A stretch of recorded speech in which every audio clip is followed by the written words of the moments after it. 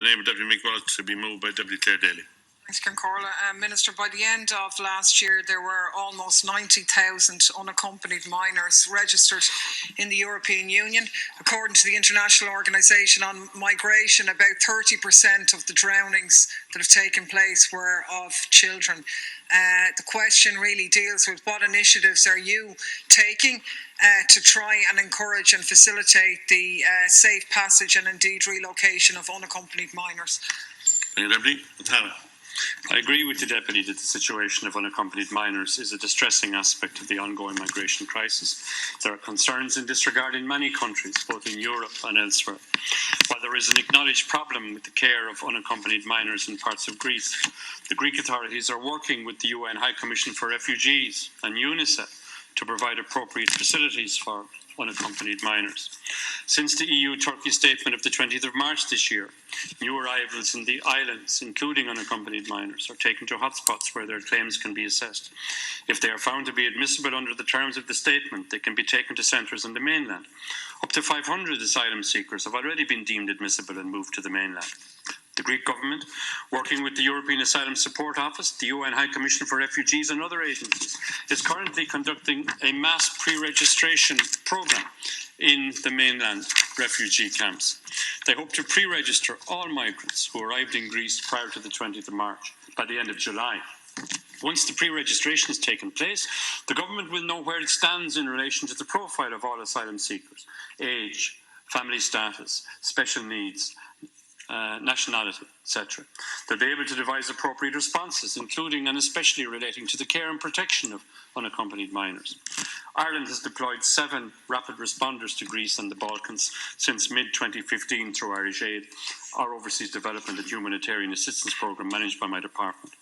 These experienced specialists provided and continue to provide a much-needed surge capacity to our UN partners' refugee response operations on the ground, helping to improve water supply and sanitation services in camps and other settings, and to improve the delivery of protection services to refugees, including unaccompanied minors.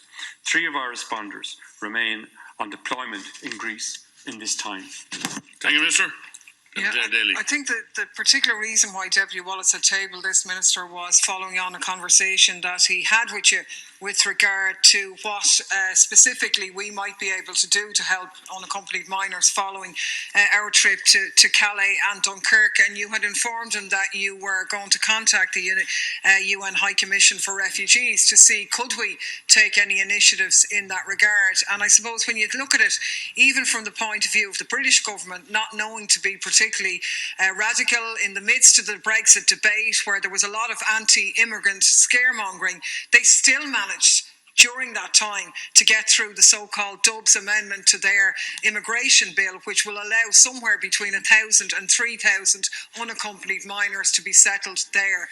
What have you done in terms of going out remotely to Greece, to Calais and Dunkirk, to have a similar process whereby humanitarian visas could be exercised for unaccompanied minors there? Thank you, Deputy. And Tara.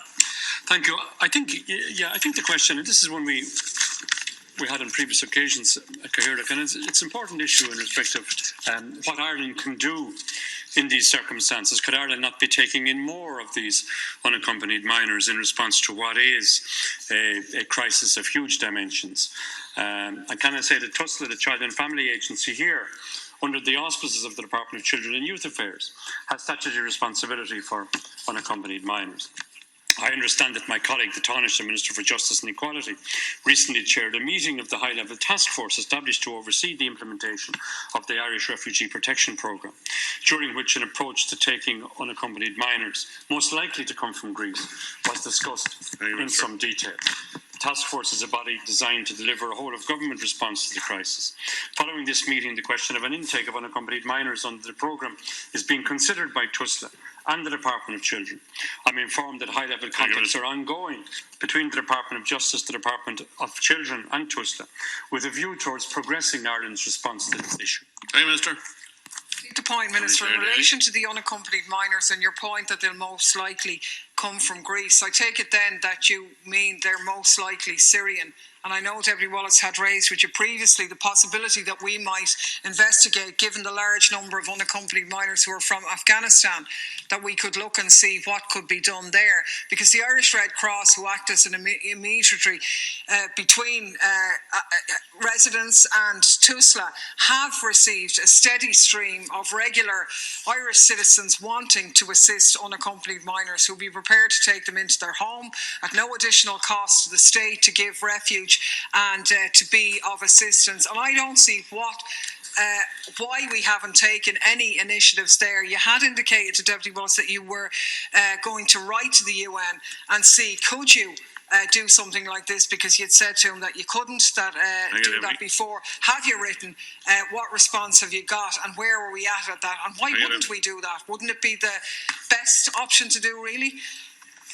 Final reply? Well, I think we're trying to get one last question in as well. I think the response is twofold, Cathaoirleach, insofar as there's an EU response and an Irish national response. The EU, as I stated earlier, the Greek authorities are working closely with the UN High Commission for Refugees and UNICEF to provide appropriate facilities for unaccompanied minors. The European Asylum Support Office is also working closely with the authorities with a view towards having an appropriate response. In April, the European Commission announced €83 million under an emergency assistance instrument to provide living conditions for refugees in Greece, with funding being made available through UNHCR. And can I say, in respect of the Irish national response, TUSLA are expected to come back with formal proposals in relation to their capacity to accept an intake of unaccompanied minors under the programme, as mentioned earlier. And indeed, once that response is received, I understand that decisions will be taken in a way that is speedy.